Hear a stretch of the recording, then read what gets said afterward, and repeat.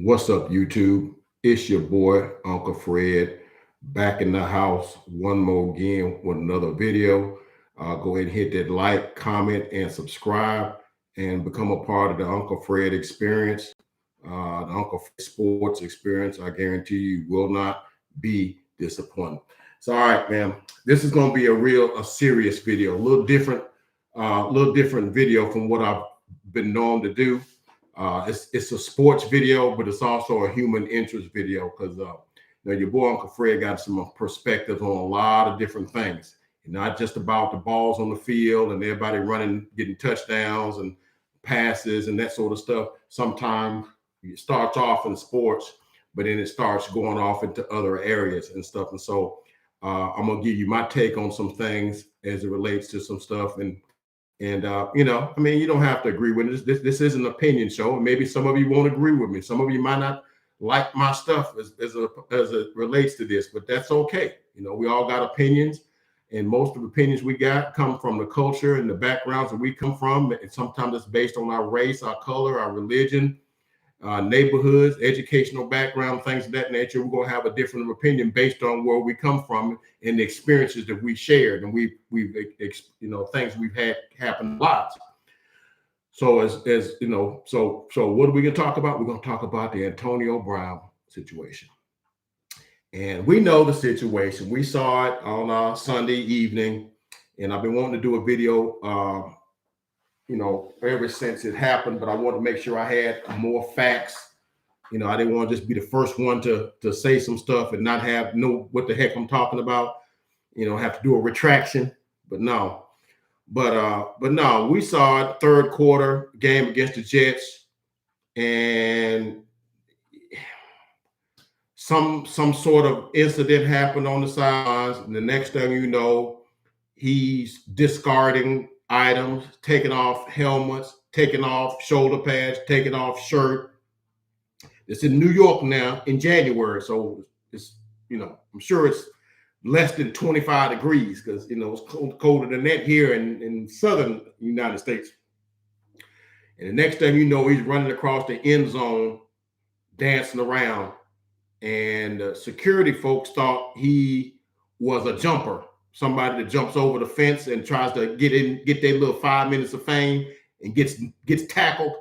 They thought he was that guy, and it was him. And somebody made a joke and said, "Shoot, if the refs was thinking, they could have penalized the Buccaneers for having 12 men on the field because he was on the field when they was playing, but he was in the end zone about 40 yards from where they were playing, where they was at." But anyhow, so when we seen the thing and we know it's been a thing, we've laughed about it, we've talked about it, we've dissected it and that sort of thing. And it's funny, but in a way, it's not funny. It's funny because we look at it and it's, look at this fool. But then when we start delving in, it's really not funny at all. And in some cases, it's really kind of sad and kind of regrettable when you think about it. But was it preventable? Were things that could have been done somewhere in way back that could have stopped this metamorphosis before it got to this point? We don't know. We do know that the Buccaneers won that game 28-24.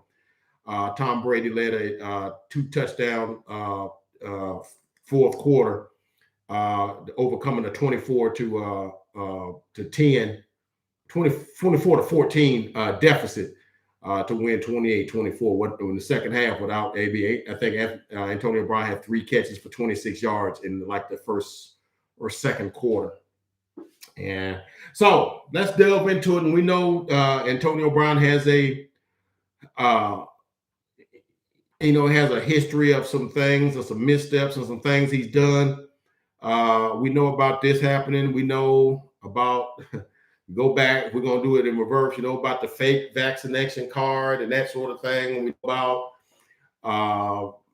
when he was with the Raiders, when he's with the Patriots, he got accused of sexual assault of somebody was doing a portrait of him, and he supposedly disrobed and did some things in front of them and they weren't comfortable with. And then when they confronted him about it and whatever, I think he threatened her on an IG live other people on the in with it, just crazy. And then the thing that got him out, he started talking about Robert Kraft. You ain't finna talk about Robert Kraft when you play for the Patriots. So he ended up with like 4 catches for 56 yards for the Patriots that whole 2019 season.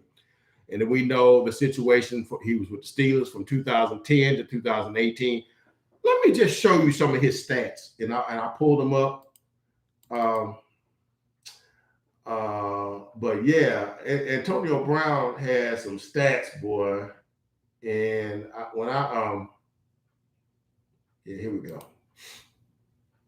Yeah, Antonio Brown got picked up, drafted by the Steelers. I think it's out of Central Michigan, and drafted. He played for the Steelers in 2010. That's the last year the Steelers went to the Super Bowl. And he had that very year, he had 16 catches for 167 yards and no touchdowns. Ho-hum, only played in a handful of games and whatnot, just showing him out. How the Steelers, they had other guys. They had Santonio Holmes and Hines Ward and some other guys and Mike Wallace. They had so many other guys. And what's the guy's name that went to Denver? God, cannot think of his name. Plays for New Orleans now. Plays for Buffalo now. I can't think of his name. But they had him as well. So they had a bunch of receivers. He's playing punt returners, doing all this kind of stuff. So the next year, 2011, he had 69 catches for 1,108 yards and 2 touchdowns. So he had a first 1,000-yard season, 69 catches. That's pretty daggum good. Emmanuel Sanders. That's what I was talking about. Emmanuel Sanders. Sometimes you know how my mind go. Emmanuel Sanders. Then 2012, little step back, 66 catches for 787 and 5 touchdowns. More touchdowns, not as many catches, not as many yards. Okay. But then from 2013 to 2018, though. 2013, 110 catches for 1,499 yards and 8 touchdowns. First 100-yard catch season. Okay. Maybe that's just a blip, right? No. 2014, 129 catches for 1,698 yards and 13 touchdowns. Okay. Maybe that's a blip. 2015, 136 catches for 1,834 yards and 10 touchdowns. Okay. And then 2016, step back a little bit, only had 106 catches for 1,284 yards and 12 touchdowns. Okay.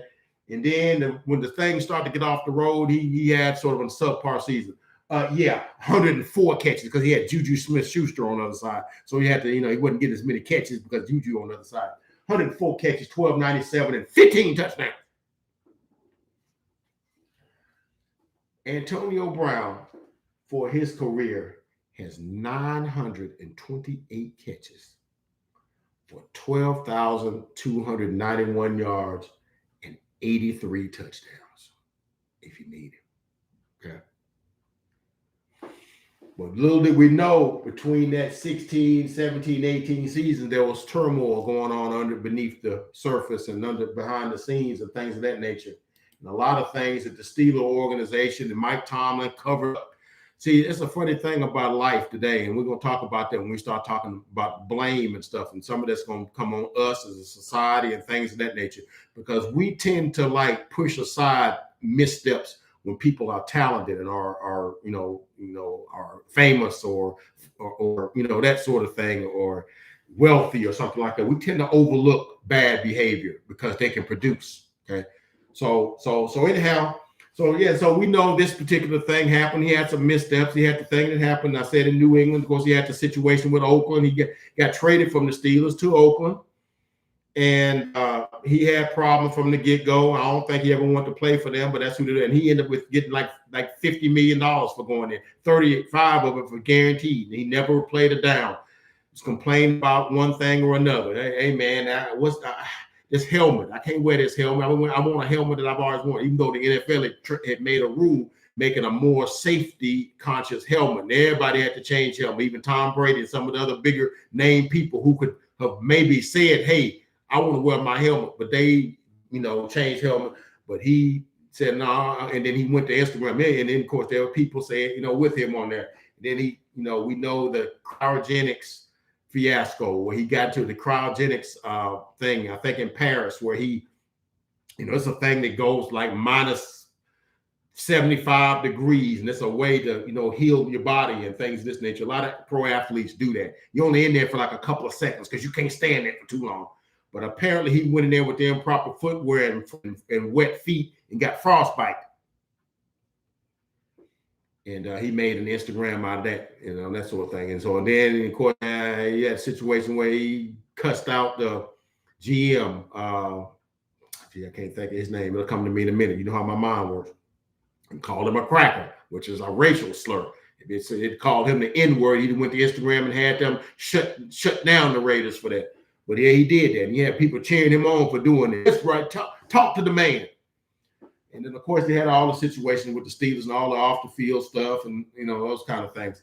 So we're not going to get into that right now, but let's give you a history. But anyway, Antonio Brown was born in July 10th, 1988 in Florida, in the suburbs of Florida.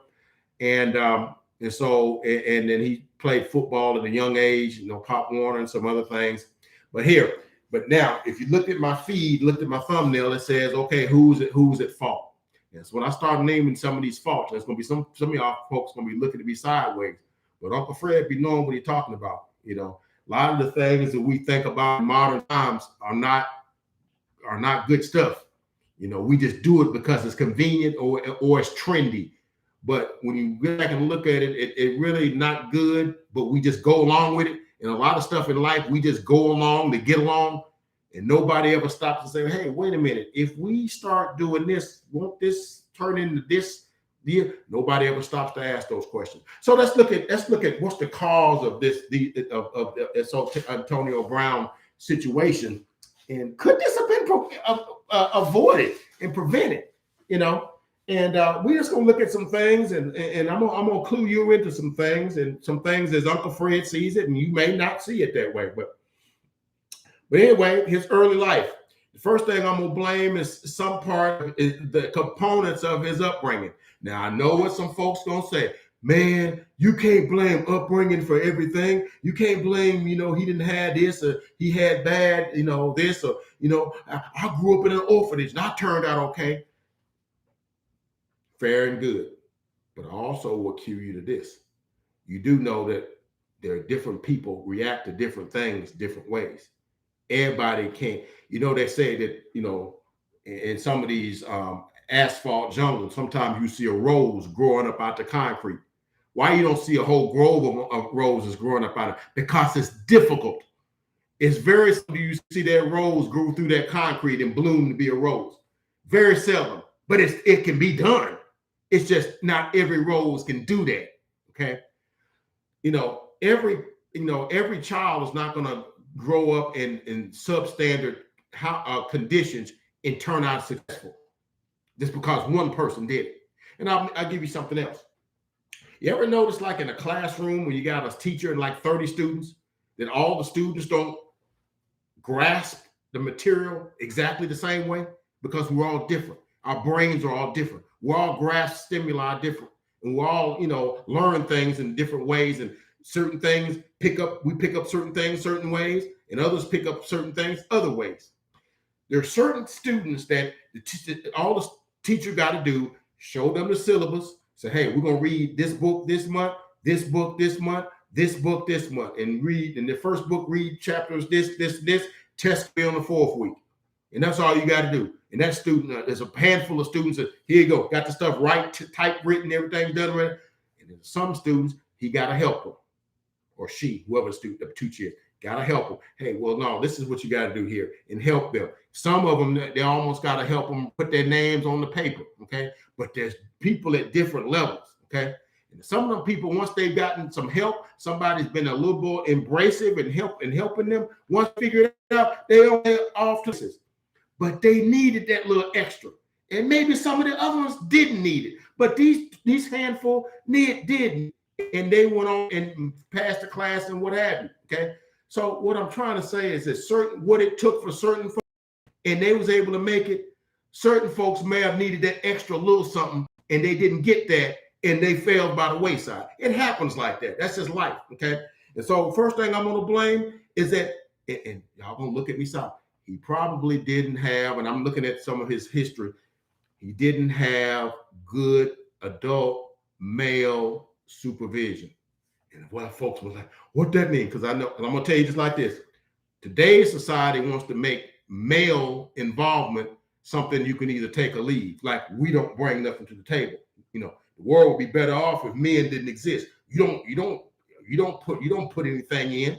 You don't do anything. Your opinions don't matter. You want to messed up all the stuff in the country. I may be going a little too much on that, but what I'm trying to say is that we're in this society now where a woman can do anything. And I'm not saying women can't do anything. Okay. I'm not saying that. But what I am saying is there are certain things a man can do, and there's certain things that women can do. Okay. That the other one can't do. And it's just the way it is. We were created that way.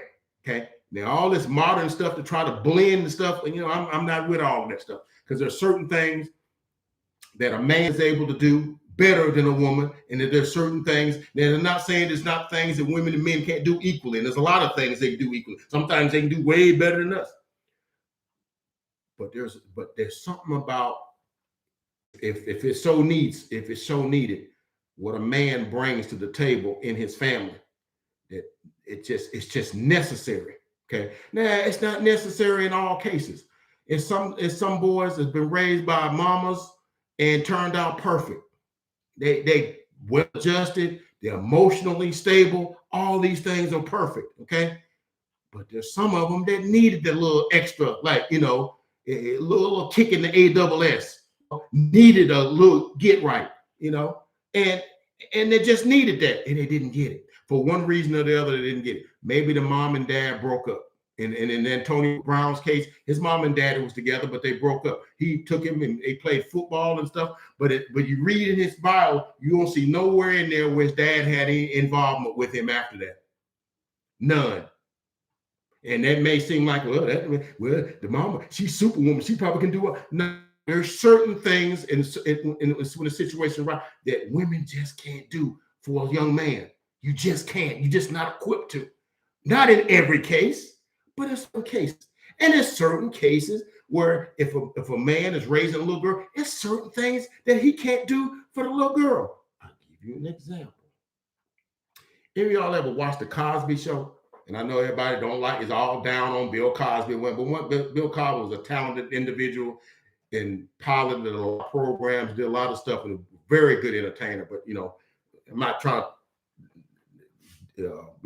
celebrate his, his personal life or what he may have done, but I'm just talking about one of his shows. There was a Cosby Show episode where one of the middle daughters, I think it was Vanessa, if I'm not mistaken, it was at that age. I think she was like 13. And she was talking to her dad, Dr. Heathcliff Huxtable. Okay? She was talking to her dad. And she was getting to a conversation with him about some feelings that she was having. She's like 13. When you 13, boys 13, they start having these, things, because things are changing, hormones, things is going on. And she was just kind of talking to him. And she's like, when she got to a point, she said, I think, I'm not going to talk anymore. I think I'm going to talk to mom about it. And so he looked at her and he was like, so you having problems, with your, inner, with your feelings and stuff like that, with, as you starting to, think, become a woman or whatnot, and you want to talk to an attorney. See, the funny thing about that is that because Dr. Huxtable was an OBGYN, and his whole practice was about, gynecology and obstetrician. All those things that, all the things, he studied these things, okay? Has doctorate degrees in these things, and has, residencies in these things. He's taught these things, and, so, but you know what? Well, what he didn't have no degree in being a woman, because I don't care what you read in a book, what you study in your classes and thesis statements, all this stuff, ain't nothing that you can tell Claire about being that she can relate to the little girl about being a 13-year-old girl. But Claire can tell her about being a 13-year-old girl and feeling some of the same things that she's feeling, and having these urges and different things that she's feeling, and whatever is starting to develop, whatever, and having these kind of things and the awkwardness. And she can tell her about that, even though he got a degree. He ain't a woman. Okay, certain things that we can do, and certain things when a young man's growing up that and so often he might want to, and the man can talk to him. Hey, yo, man, let me talk to you about that. Look here, man. I was once just like that. And I'm gonna tell you what I did. And I'm gonna tell you, I've been where you at. And sometimes it ain't got to be the father, although it'd be ideal, it'd be the father. But it ain't got to always be the father. It don't have to be the father, but it could be some male in the neighborhood. Could be Mr. Willie down the street that cuts everybody's grass and barbecues for the neighborhood, and everybody comes by. I know in the hood we see stuff like that all the time. Or it could be Mr. Owens that owns the store down the street, and everybody goes in to get their drinks and stuff, and they talk to him. He talks to the fellows, they come in there and stuff. Or it could be Coach Johnson that coaches the Pee Wee football team. He has his own kids, but some of the kids don't have daddies or male role models, and he becomes that for them. Okay. That's what happened with LeBron James. People don't know LeBron James' story. His mom was kind of all over the place, but they won't never tell you that, because far be it for anybody in society and the media to tell you that any woman's inadequate, but they won't tell you that. But she was all over the place, and his coaches and different things allowed him to sleep on their couches, and he picked up things from them, and other men were in his life, his coaches and different things, and that's how he got his, And the same thing with Antonio Brown. Not too soon after him and his mom and his daddy got divorced, she married somebody else. And he and Antonio didn't get along. And it's also reported when he was 13, 14 years old, he punched this guy in the mouth, in the nose or something, punched him, or in the face or something like that. Okay. Now, so that situation, I'm gonna put some blame on his dad for not being, I'm gonna put some blame on his mom too. Okay. Because in life, many times we look at our own personal thing over the children that we brought into the world. Now, when you bring children in the world, it's about them now. It ain't about you. It's about them. Okay. Now, she probably is like, look, man, and I don't know what kind of relationship her and Antonio's daddy had. Maybe he was abusive. Maybe he was a drug. I don't know. Maybe he just wasn't somebody she wanted to stay with. So they divorced. And so maybe she's like, oh, I'm free. Now I can just go and get me somebody. And you trying to get you somebody, and you got kids, you run over them folks with a fine-tooth comb. You need to find out if that's somebody that your kids can get along with, because they're the most important thing. It ain't about how, I know how some men are the same way. And women, mama got to be happy now. But mama can be happy, but then what happens with the kids? And sometimes we get in situations we don't care what happens to the kids as a result of, so she brought this guy home. And now I was listening to this podcast the other day with this guy named Dr. Boyce Watkins. Very, very intelligent man and big financial wizard, but he has some insight on some other things. He was talking about a situation with him when I think he had divorced the woman he was married to, and he engaged with this other lady, and for some years, and then he eventually married. He said when he first met her, she had a 13-year-old son. The son was bigger than him, and he was like, first thing I do is just kind of let the fella know, because it's a sort of a male thing that, once there's no male in the house, the young male becomes the young lion of the house, and that's a male thing, that the protective thing. If you're a man, you kind of have that protective thing. That's God given. That ain't, you have that. I know women want to knock that down. No, we kind of made to be the protectors and providers. That's kind of, I'm sorry, it just is. Okay. So he has even though he's 13 years old, he's like, no, I got to protect my mom. And Dr. Watkins understood that. So he appealed to him, like, look here, man. It ain't, I really care for your mom, and I really would like to have a relationship with you as well as her, and it's like, So that's that kind of thing. So he established that with him to make sure he was cool with him and then her, but see, everybody don't do it. But he knew that was important. Okay.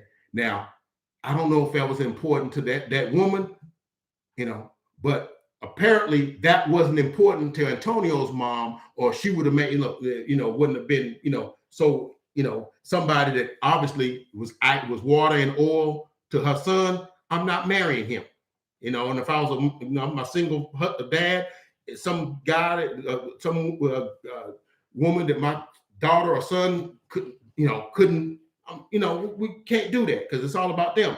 So the whole thing, an old Chris Rock stand up, he says, no, you can't be, you got kids, you can't be getting the club on, getting your groove on, getting your freak on.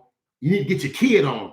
That's why Jimmy can't read, because you trying to get all this on, you need to get your kid on, okay? And so anyway, so that could be part of it, I'm not saying it is, but I'm saying it be. Because if you read his bio, there's nowhere in Antonio Brown's life where you saw any male having any positive interactions with him, or it's mentioned.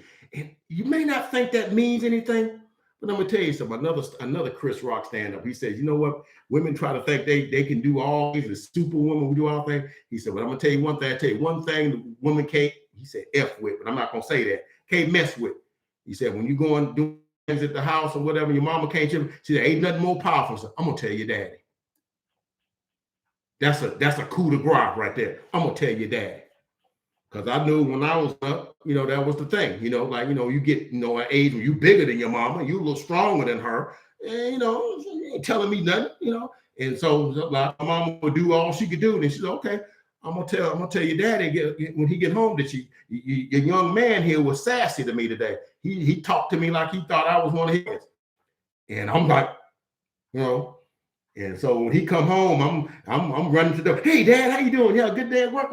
I'm trying to get on his good side. And every time I see him and Mama talking, I'm thinking, is she gonna tell him what happened? Yeah. And a lot of times she wouldn't even tell him. But the apprehension that I thought that she was gonna tell him was all that it was.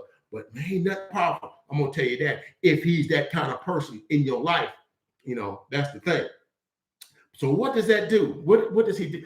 A lot of times with young men, that man in the house or that man in the neighborhood that embarks with him, that talks with him, embraces and can share things with him that he trusts, and that he can tell him things and things that he may be thinking about doing. He's like, nah, man, I wouldn't do that. I've been there with you before, and maybe some things he may be thinking about doing that may be of a criminal intent. Yeah, I'm thinking about, knocking somebody in the head. No, bro, you don't want to do that. Or doing something that he shouldn't be doing to some young ladies. No, man, you don't want them kind of problems, man.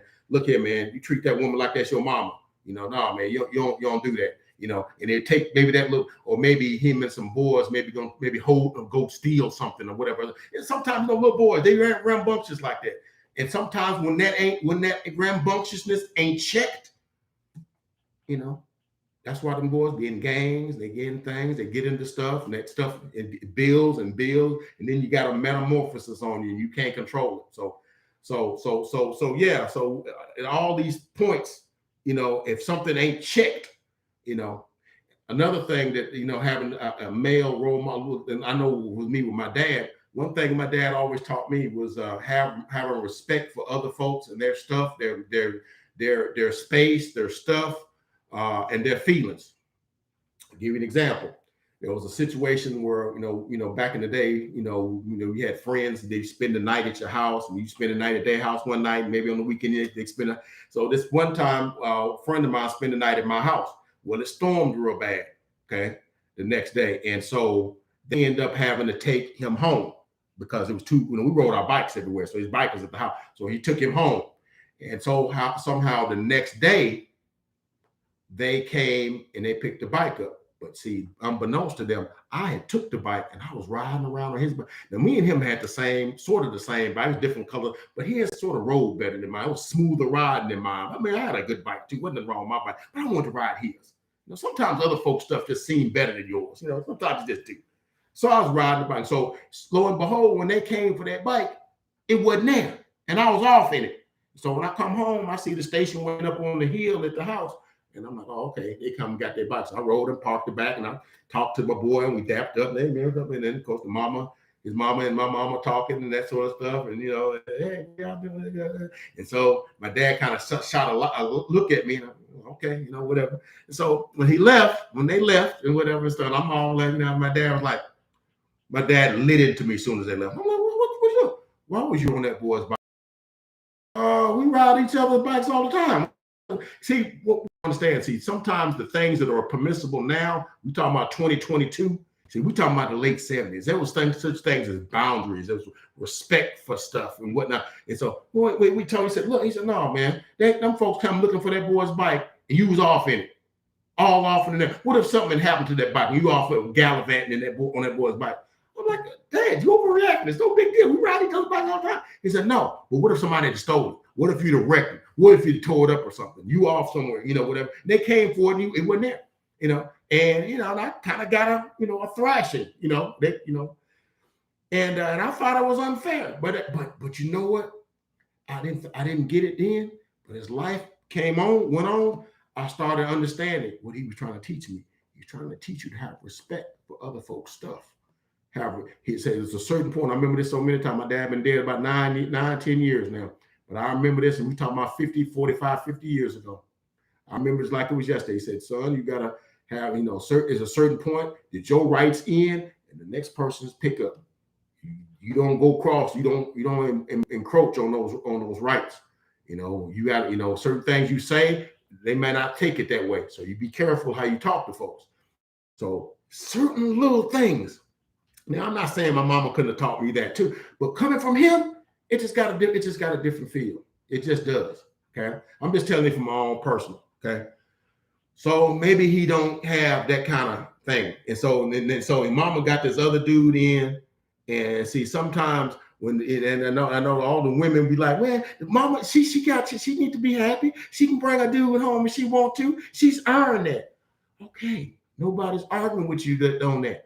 But understand that sometimes when you do that, you have to understand what kind of effect that have on that young, especially a young boy, an adolescent, that got all these different things going on inside of him. And like I said, in his mind, he's thinking he the provider of the house now. He the young man, because that's innate. That comes from God. You give men that, the feeling that, I got to protect this house, And so if you ever seen the movie Baby Boy, with Tyrese Gibson, it's a part in there where, the mama brings big rings home, and he's, he's 20. Really, he shouldn't even be in the house. He over 20, but he ain't left the nest yet. But anyway, the mama, this dude, she's like, why you bring this dude home? And he looking at the dude looking at him. And so they had some rough stuff at the beginning because the mama was letting the man do stuff at the house that she shouldn't have been letting him do when she got a boy at the house. That's a big, really a man at the house. And maybe somebody say, well, he ain't paying no bills. He ain't sure. Well, that's fine. But here's the thing. There was a part in the movie where, the dude, that stayed over the night at the house. Now, the next morning, he in the kitchen, tail naked with an apron on, cooking breakfast. And the dude wake up, and the little boy, well, he's not a little boy, but wakes up and he sees that. He's like, oh, God, like that. And I'm like, now, that ain't going to have no effect on him. You letting some strange random dude just, be at the house walking around naked, that's okay. And I know all the women empowerment people are, oh yeah, that's fine. He need to get over it. I'm like, no, ain't nothing cool. Because I'm gonna tell you something. Let me tell you something about boys. And you may say that's why young boys are young boys, but I'm just telling you, there's a certain thing about us about boys, especially when it comes to their mamas and stuff, especially when it's a situation where the mama, ain't with who their daddy is, and she, doing her thing or whatnot. A lot of times when we was kids, the boys be hanging around in school, we would play what they call the dozens. They call it they call it clowning now, where you joke each other and stuff like that, because that's what you do, and if you ever get the best of him, of one of the guys you joking with and stuff like that, the next thing gonna come out of his mouth and say, oh yeah, that's why Mr. Willie up the street blowing your mama's back out. Oh, now we got to go. Now see, because you doing that caused that other folks know about that. Now that's a fight. Now, when the boy go home, he see Mr. Willie at the house, laying up at the house, chilling out, and even look at him wrong. It's a fight. Okay.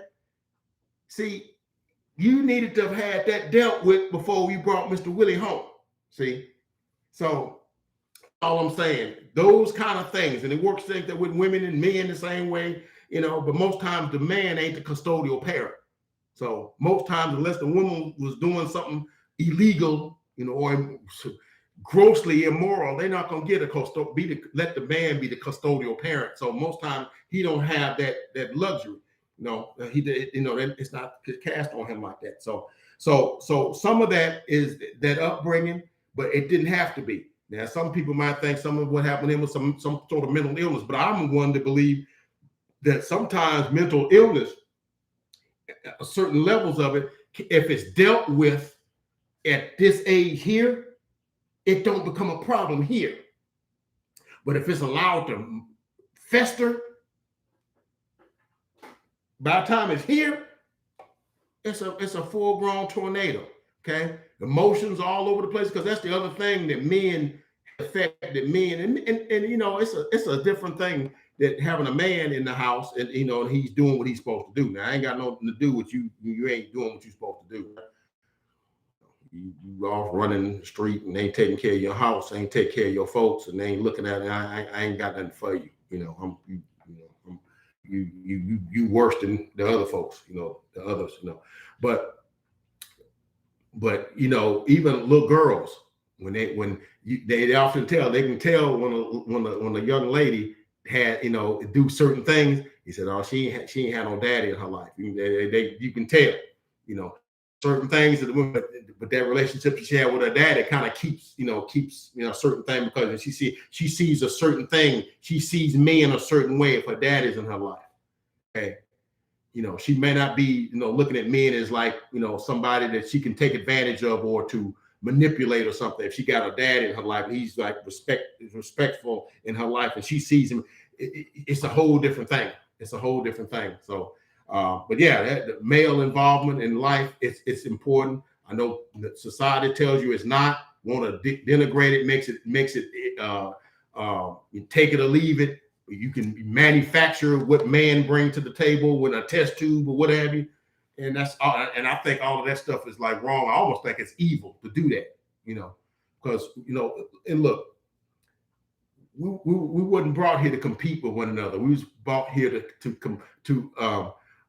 work with one another, and that's the thing. And all the factions that come in to try to pit men against women, pit women against men. Those things are divisive. And I think, like I said, I think they're evil. We're supposed to work together. We're supposed to complement each other. My yin is your yang. And the children are brought up underneath that, and they benefit from that. And then some people might say that, just because his mama and daddy wasn't together don't mean he should have been all of what he is now. Ain't right. Maybe so. If he's you. But some kids, notice how some kids, they need their mom and dad to still be together because they need that normalcy. They need that consistency, and that's why back in the day, in my day, they would say like, hey, a lot of times the mom and dad had been married, 20, 30 years. About year 20, they don't even sleep in the same bed no more. They sleep in 2 different rooms. Okay. And so today's modern thinking folks, women and men together, say, shoot, why y'all even together? Y'all, it can't be good for the kids. But no, what you don't understand is that the normalcy, the dad's in the house, the dad's still doing stuff, mom's still taking care of what she take up, and there's normalcy. Everything is but then when you start putting, separated out, and kids at this house this day, and another house another day, back at this house this week, this house on this week, you have to think at some point it has some effect, So we had that certain situation, and then if you're a guy and you dating with kids, there's a certain way you got to do. You can't just be a dude just trying to get women, And so sometimes the women just need somebody to be with, but then you got to be thinking like, oh man, I don't want to be just somebody passing, coming and going in their life. So, and I'm gonna on to another movie. You ever seen a movie called Jerry Maguire, made in 1996? It's a movie about a sports agent played by Tom Cruise, and it is and a football player played by Cuba Gooding Jr. played for the Arizona Cardinals. And so what the thesis of the movie is that this guy, this agent, you know, he's fed up with the corporate. He works for this big sports agency with hundreds of agents, and he hates the bureaucracy and the red tape of the bigger. So he wants to start his own agency. So he does this manifesto in the middle of the floor and says, you know, why he wants to start his own thing. And he grabbed his stuff and he left. And so the little cute little secretary liked what he said, and she left with him. I'm gonna help you start this thing.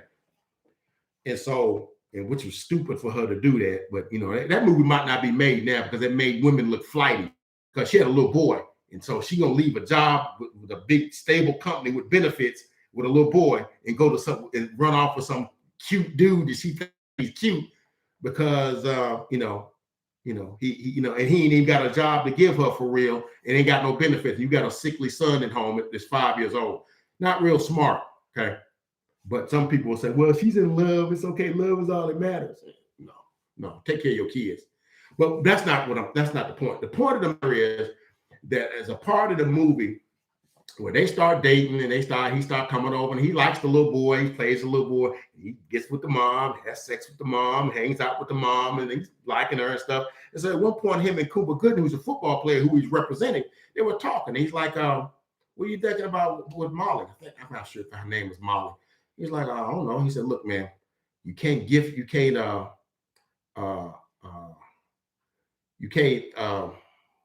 what do they say?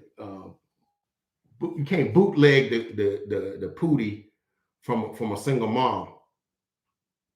He said, what are you talking about? He said, man, she's a single mom, man. You can't just be with her and just think she's like some other one. You know, he said, she got a kid, right? I said, yeah. He said, well, you like the kid? He said, I love the kid. He's great, man. I said, okay. Well, what do you think would happen to him if you making all these inroads in and you decide one day you don't want to be with her no more? What do you think's gonna happen to that kid? And he started thinking about that. And then, and so the moral of the story is that that's why you think, okay, well, and it just don't set a good example, even from either side of their equation. Okay. So a lot of these things is things that, and maybe people like, man, you're going way off the subject, but not a lot of these things is relevant. It's relevant. So we get to this. And we fast forward to when he's a Central and he goes to Pittsburgh and he's fine and all this stuff is going on, but maybe some things is going on behind the scenes. And see, things start going sideways. And some people even think it may have come from some CTE because, he took a bad hit in a game. I think it was 2015 in a game against the Bengals. I think this dude named Vontaze Burfict, very, very bad NFL player. I mean, he put a lot of players out, with his dirty hits and stuff like that. And it's believed that he may have suffered some CTE from that particular hit and stuff like that, So, but I don't know, because I don't know how his behavior changed from that point.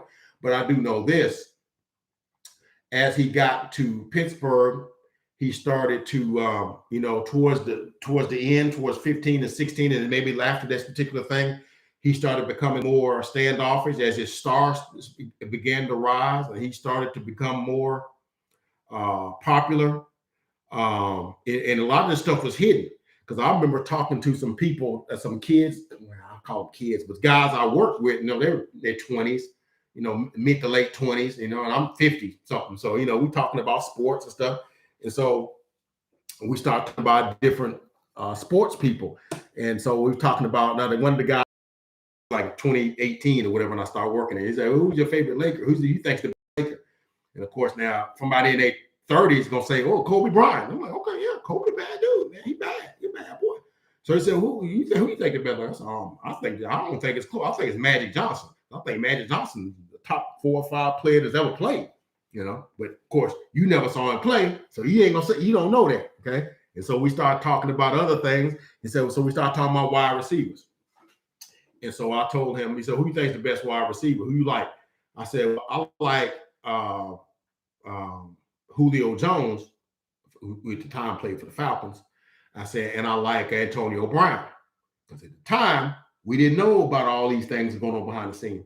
And so he was trying to tell me like OBJ. And I'm like, no, I don't like OBJ. OBJ is whiny. He does stupid things on the field. He's doing all this silly stuff. You know, he's kissing, proposing to kicking nets. No, man, I don't like players as bellyache, man. Antonio Brown does all this. He got 100 catches. You don't hear jack from him. Julio Jones goes up, he hits his 85, 90 catches. You don't hear jack. He just job. Boy, little did we know that I would take OBJ 10 times right now before I would take AB 10 times, because what we know, what we know now. So anyway, so I think some of Antonio Brown's problems stem from the fact that he didn't have certain things at the house that he needed, some things at home he needed, and those things are instrumental in your upbringing and certain people. Now, is it true for everybody? No. Certain people say, "Man, I ain't have no father. I ain't have no father in my life. I was adopted and whatever, and I turned out fine." Right? Maybe some other kid needed that. That's not. See. That's why I say you can't really make a baseline, because there were kids I grew up with that had things. Mom and daddy made great money, living great, and they would do things. And I'm like, "What are you doing?" And they would be total F ups. No, we didn't have great money. But we was okay. We did good, okay. And I never got into no trouble or nothing. Never, the police didn't ever bring me home. So it's not true on every case, because there ain't no absolutes and nothing in life. So we start talking about this. So his upbringing, some of his mom and dad not doing as much and stuff like that. And then I come to us. We're to blame. What do you mean, Uncle Fred? What do you mean we to blame? Well, look, we tend to put these athletes on a pedestal. And then they do things and we just like, oh, it's cool, it's chic. Nobody checks them. Okay. Nobody checks them. And that goes back over. That's us as a society. With people that are talented. I mean, it ain't just concentrating on the sports industry. It could be an architect or something like that. And he might be, got a criminal history or something, or he, maybe have a drinking problem or something like that. He's a talented architect. He builds these beautiful structures. So the firm covers for him. They because he does it. But the minute that his stuff starts falling off, they're gonna get rid of him. Because there was something Shannon Sharp said in one of the things. Said, tolerance it mirrors production. When the production dips, you're not as tolerant of certain things as you once were. Because now you can get 100 catches for 1,500 yards. Yeah, I'll put up with you cussing out coaches and stuff. But if you only giving me 35, 40 catches, nah, man, you gotta break you off. But anyway, but us as a society, okay, we don't check folks. We don't check famous folks. We don't check wealthy folks. We let them do stuff that normal folks in society don't do. And we tend to like, and so when you go to social media, the situation I think was in 2016 and 2017. I can't remember which year it was, where the Facebook Live thing went. I think they beaten Kansas City in the playoffs, and they was having a Facebook Live. They had a meeting in the locker room. Coach Tomlin was giving his fire and brimstone, like, yeah, we did this thing. Now we got New England. Yeah, we're gonna, yeah. And here go Antonio Brown doing a Facebook Live in the locker room, and the coach is giving his. And then not to mention, you in the locker room, there's probably guys walking around naked and whatnot. You Facebook Live, and stuff that goes on in the locker room. That stuff that's just supposed to be private for that. What go in the locker room, stay in the locker room. But it's cool. I'm gonna broadcast this. And see, the thing about it, you had folks key in that stuff and co-signing and liking that. See, somebody should have said, like, Antonio, what are you doing, bro? But no, don't nobody want to be that person. Nobody want to be the stick in the mud. See, that's us as a society. Because when we do that, We fanning the flames. Go AB, go A, go. Go AB, go AB, go. We saying that. Somebody should have checked him because did nobody check him? Oh, well, I'm gonna do it. Next thing you know, he got his social media followers at the Steelers practice. Nobody checked him. Why? Because he can get 100 catches. Okay. And so it only got to be a problem when somebody else on the team started doing some other stuff. See, then there was an incident in practice where they threw a football at Ben Roethlisberger because see he had gotten mad because Juju Smith-Schuster, because some of them league that years, I think last year, like 2018, we only had like 104 catches or something like that. Remember, he didn't play the last game of that season because he missed practice and didn't communicate it, and then they tried to cover it up where we just got our wires crossed up. And no, that dude basically said, I ain't coming to practice. I ain't coming. And you don't practice, you don't play. So they said it. This fool gonna come up into the stadium, sit up in the stands with a fur coat on.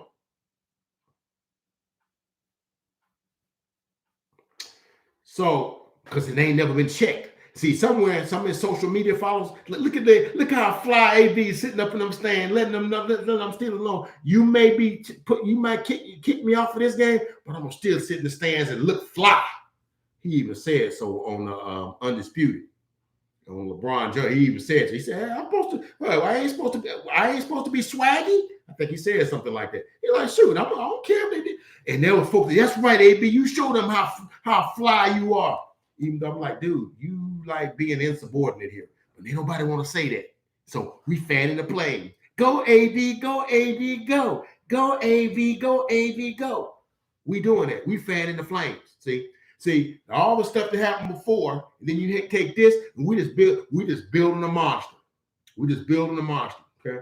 See, well, nobody's stopping him from doing that or saying he was wrong for doing it. And the Steelers, because he could do all these things, was co-signing off. They to blame too, because they built this monster. Okay.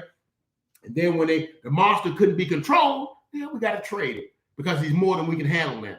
Okay. So we get to the situation that, he goes to the Raiders and he has all these things. He has the thing where he cusses out the general manager and calls him a cracker. And then he puts some stuff out there where him and the coach was talking and he records that, which is illegal. You ain't supposed to be recording folks, stuff like that. And of course, folks, it's like, yeah, they liking. And see, that's the thing. This social media thing, don't get me wrong. I'm on social media. This is social media. I'm on Facebook.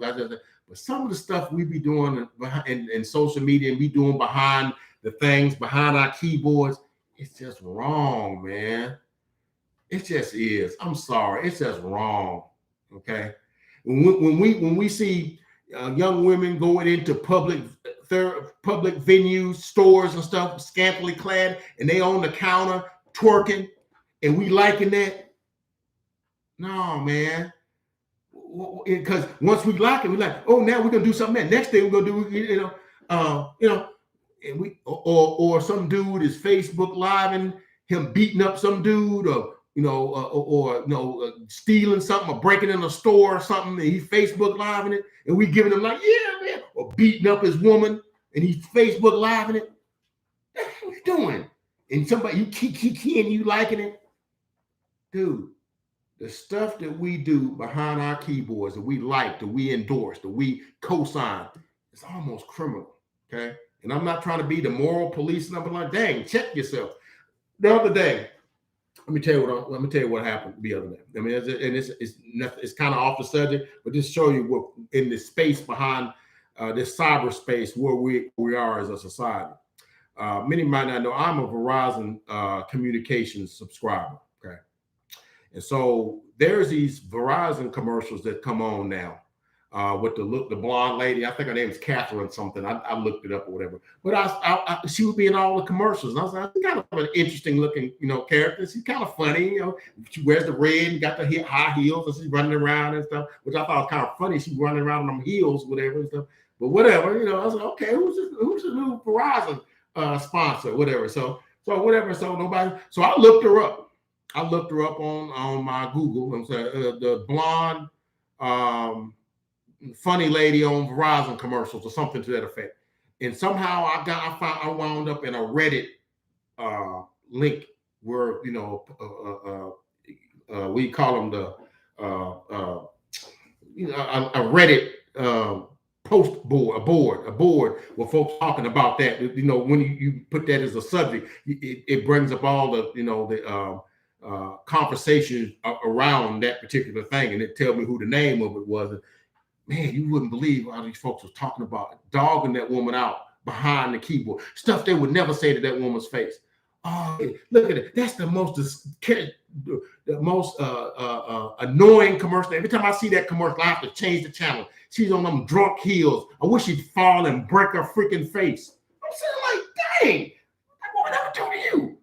Because I thought she was kind of cute and charming, but what do I know, Look at her. Look how she's walking. She's walking like one of her legs is longer than the other. Look at her. And she's the most talent having. And apparently, I found out she had been on Saturday Night Live once upon a time, whatever. And they was talking about she was one of the worst on there. She was just terrible.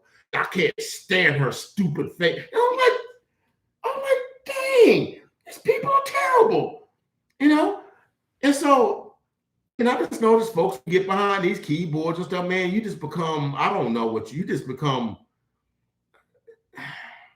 And so this same whatever, when folks is doing these things and you egging them on to do despicable, vile stuff and, stuff that you know better than, and we just pumping up, we're wrong for that. We're wrong for that. And then two, we, as a society, especially sports fans, we make these players gods, and that's how I roll. That ain't we don't do that. See, back in my day, we didn't fan players, we fanned teams. Okay, I'm a Cowboy fan. Okay, I'm not a Tony Dorsett fan. I'm not a Roger Staubach fan, even though I like those players. I'm a Dallas Cowboy fan. Okay, all right. I'm not a Tony Hill or a Drew Pearson fan. I'm a Dallas Cowboy fan. And even when I, get to basketball, I like Dr. J, but I'm a Philadelphia 76ers fan. I like Dr. J because he plays for the 76ers, or whatever. But somehow they found a way they can make more money. Start lifting the players up over the teams. So what they did, they started to lift players into almost like God-like statuses. So now you get people like, I have a son that's a big LeBron James fan, and I hear a lot of people around here in his age group, anybody that's under 30, LeBron's the guy. You're under 30, but in my age, we like Magic, we like Michael. Them the guys. You ain't better than them. But I get it. Your generation got their people. But when you hear people talk about, man, I don't know what the NBA gonna do when LeBron retire. They might well just the league need to go away if he did. I'm sitting there like, what? You making this dude like a god? I mean, what? That league gonna do the exact same thing it's gonna do when Mike retired. It'll do the same thing it did when Tim Duncan retired. It's going to do the same thing it did when Kobe Bryant, God rest his soul, when he retired. It's going to do the same thing when Magic Johnson retired. When LeBron James retired, it's going to go right on. The fact that you think that he is bigger than the league, and so that's prevalent in the NBA because they play the thing. See, the NFL, it's very seldom that a player receives status like that. And a lot of times they get vilified and they don't, OBJ is kind of, I got my brand. I got the NBA, NFL, like, no, bro, you ain't got no brand. The NFL is the brand. You work for us. You want us, man.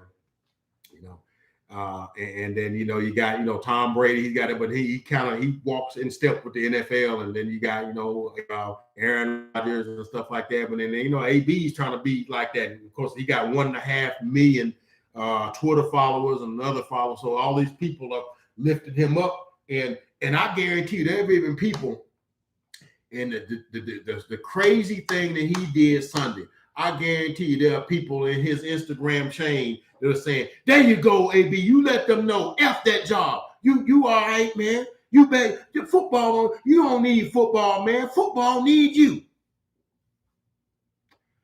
Yeah, but See, funny thing is when you're around in these entourages, and then some of these people are people that's in his circles that he with, and they ain't checking him because they like hanging out with AB, like going to the clubs with him, like going to the venues with him, like the girls that hang on, like the fringe benefits of being with AB. So they won't tell him what he needs to know. They tell him what he want to hear.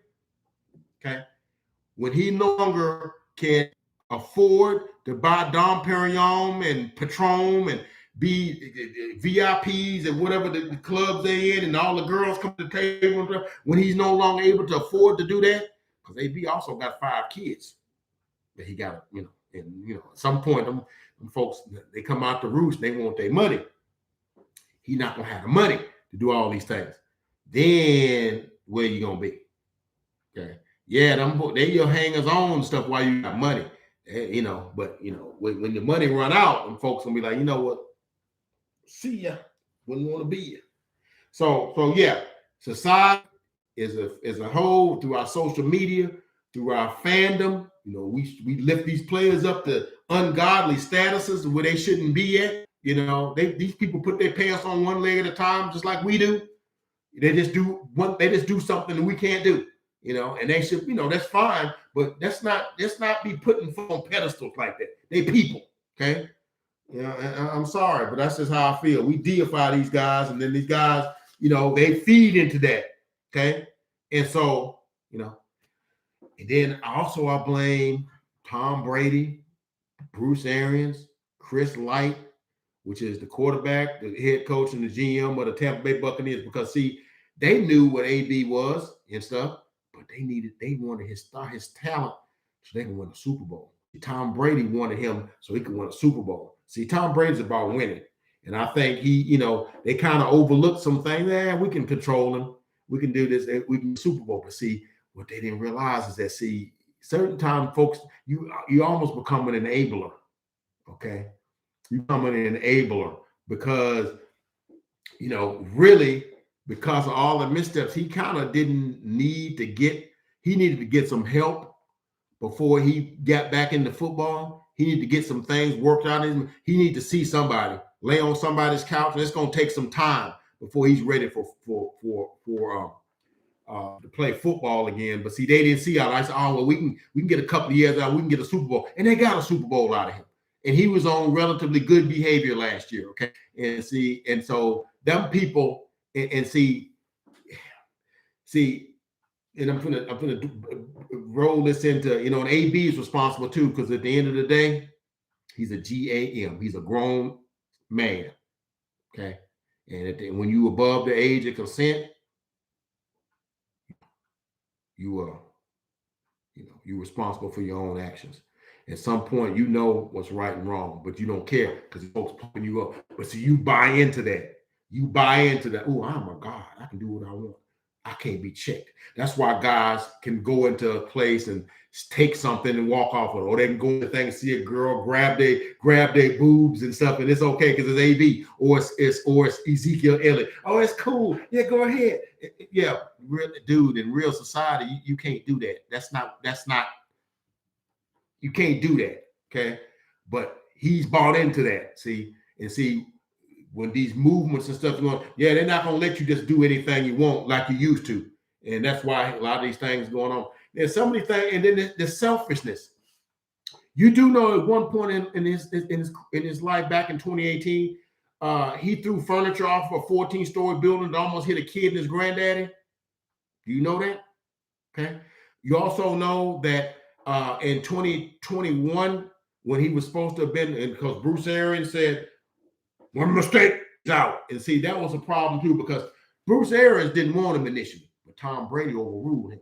See, because they were beholden to Tom. You see, when there's a lack of structure at the top, that means there's going to be problems at the bottom. What do you mean, Uncle Fred? Well, I mean, really, the head coach is supposed to run the organization from an operations standpoint. Okay, the quarterback don't supposed to go over the coach's head. That don't supposed to work. That's just like in the house, the mama going over the daddy's head, telling the kid he can do something the daddy said he shouldn't be able to do, and vice versa. See, when I was a kid, I used to kind of do that. time. So if certain times I think my mom was a little more restrictive than my dad was on certain things. So I would ask him instead of her, and then they would get together and say, yeah, he's supposed to do that, shouldn't do that, and whatnot. And so what that would cause unrest between the two of them. See, because one went over the other one. And so really Tom Brady went over Bruce Arians' head, and see calamity and anarchy resulted. So now you got a situation now where the thing happened this year when AB faked the vaccination card, which look, man, I'm not gonna tell you I'm pro or anti-vax. You do what you want, but if you're gonna be non-vax, be responsible. Don't be in places you ain't got no business and putting yourself at risk and other folks around you at risk. Okay, be responsible. That's all I'm gonna say. But he faked that because he the dude faked it. But he put all this for Bruce Arians is a cancer or heart patient recovery. It's one of them. But he's a compromised individual. But he didn't even kick that into consideration. So that's the thing we talking about, the selfishness, like throwing the furniture out the house and all this kind of stuff. So all of those folks are at fault. And they say Bruce Arians coming when the fake vax thing came, and they said, well, you said one thing, then he's out. He said, we thought about it. We're gonna let him stay. Yeah, we reevaluated. Yeah, but what do you say to those folks that said, hey, you said one thing? I don't give a what they think. Now I'm guessing you care what they think. See, because what happened is Chris Godwin went down. Okay, and then Mike Evans got hurt. So now they needed AB. So now AB is empowered now. So now he feel like he can do it. Now it's some back and forth as to whether it happened as a result of AB saying he hurt his ankle and wasn't able to play, and Arians was trying to force him into play. I don't know, and that might have been, but I know that ain't how I would have handled it. But if you ain't never been taught proper respect for authority, Bible even talks about that. Look at Hebrews 13:7, Romans 13:1. They all talk about give respect to whom respect is due. Those who are over you, those who are rule over you, be respectful of those folks. That means people at your job, your law enforcement and whoever has authority, and whatever, your parents, whatever, be respectful of them. But he never was taught that. So instead of saying, whatever, he bucked and did whatever he did, So yeah. And so the irony and the bad thing of it, even though I blame Tom Brady some for it too, because I think, and some people were down on Tom Brady because like, well, man, he just got AB because he just wanted to win. Yeah, okay, that's nothing wrong with that. See, people got to get out of this. If somebody gets something out of it, that it's a bad thing. If you get something out of it, I mean, if you get something out of it, it's a bad. Like for instance, if somebody's giving me a free meal, and I'm getting a free meal, but the person giving it to me is getting a photo op. Now that don't hurt me. That don't make my meal no less whatever because he's getting a photo op. I don't give a dadgum. Give me my meal. It helps me. See, and maybe, getting this year and a half under his belt, man, helped AB. Helped him financially. I know, because I know he got about $4 or $5 million out the deal. So it helped him, but it also hurt him too. Okay, because I think the Tampa Bay Buccaneers and people had noticed is a looser ran organization. Now he would have been better if he'd have stuck with them because New England don't play. They run a tight ship, and he needs that. He didn't need leeway because as soon as he get leeway, he's gonna hang himself, and just like he did. Okay, but the sad thing about it is, and the thing I hate, and this is when I'm gonna close this video out. The thing that gets me is that when people put their reputation and their good name on the hook for you, that's the thing I can't get past. Tom Brady put his sterling reputation on the line for AB. And then somebody say it's self-serving, but he put his self on the line for AB. He compromised a lot of things of himself to get AB. Okay. And he even did some things that me as a Christian man I wouldn't do. And I you can call me a hypocrite if you want. Tom Brady let Antonio Brown stay in his house. Antonio Brown is whether you think agree with it or not, he's accused sex offender because he has a sexual assault against his former trainer. Of course, I kind of have a problem with that one because she said he sexually assaulted her in 17 and then 18. Um, 2 times in 8. I'm sitting there like, lady, if I was a woman and some dude did something to me I wasn't comfortable with, I'm not.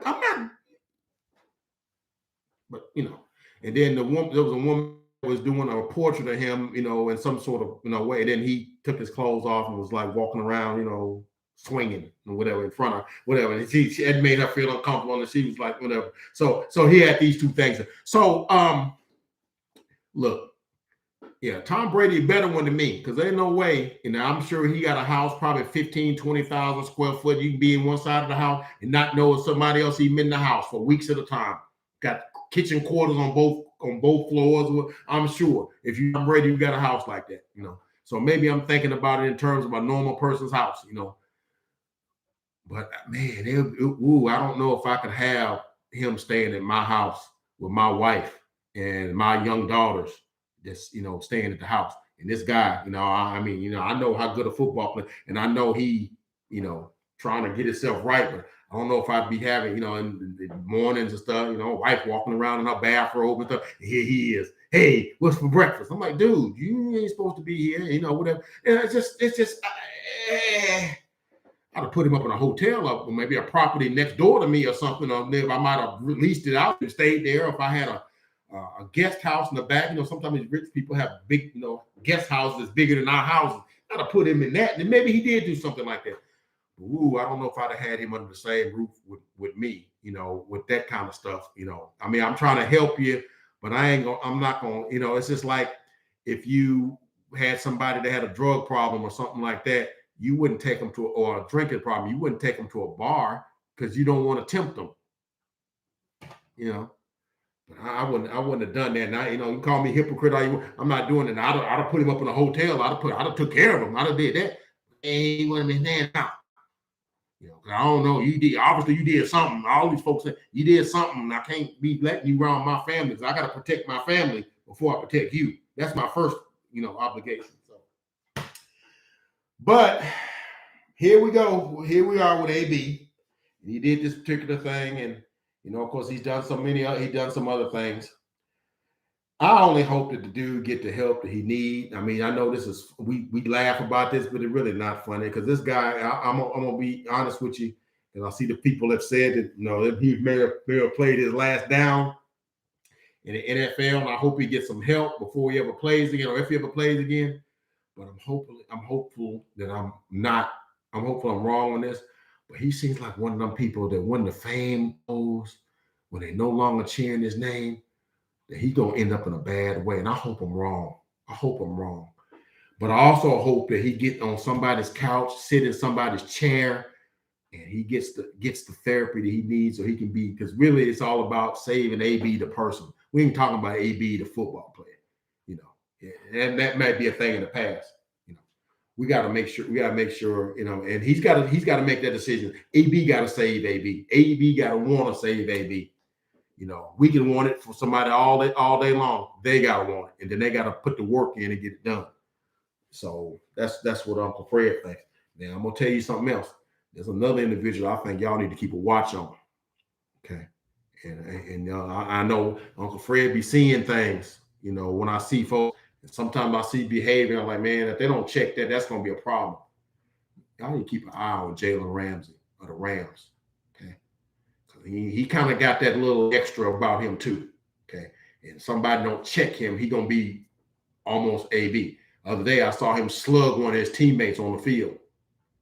And we was watching that on some of the sports shows. And I know Shannon Sharp, like, dude, you don't ever put your hand on another man's face or whatever. He said, I don't care if that dude gave up 12 catches for 500 yards.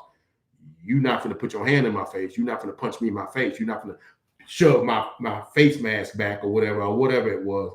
That's your own teammate. Now, I know Jonathan Allen and the thing, whatever. I know that and I think that was something there. But keep an eye on Jalen Ramsey, and somebody need to, because what I'm telling you is he doing this today. Next thing you know, he cussing out next time he cussing out Sean McVay. Okay. That's what comes next. Because these things they build. So I hope somebody get a hold of it. Dude, you need to calm that stuff down. Because we on a team, guys miss plays all the time. You are under no circumstances are you to punching your own teammate in the face because of something you thought he should have did or he didn't do or he something. And of course, the thing he did in Jacksonville, bringing the little Brinks truck and all this kind of stuff, playing like he was hurt when he wasn't. And a lot of folks are key in there. See, when you build these guys up for bad behavior, sometimes you create these monsters. And I'm just telling you, Uncle Fred be trying to tell you, like trying to tell you before it happened. Okay, keep an eye on Jalen Ramsey. Okay. But anyway, let's hope and pray AB gets what he gets what he gets, and this sort of thing, and gets his life together, because this got the makings of having a very sad, destructive end, and I'm hoping that it doesn't go that way. But there's a lot of things that happen along the way, and if we don't stop something at the earliest edge of the process, many times it goes, and you can't control it no more. But that's all I got from the desk of Uncle Fred on a very serious topic. And I know I hit some things. I know I ruffled some feathers. I know I got my opinions, and that's what they are. And I'm sorry, you got yours. But that's what it's going to be. That's why this America. But anyway, that's all I got. Please like, comment, or dislike if you don't like, and subscribe to the Uncle Fred Experience. I guarantee you won't be disappointed. We'll be back and to talk to you about the Week 17 games and some things we saw. Things we saw and liked, and some things we didn't like. But that's all I got. Y'all be easy.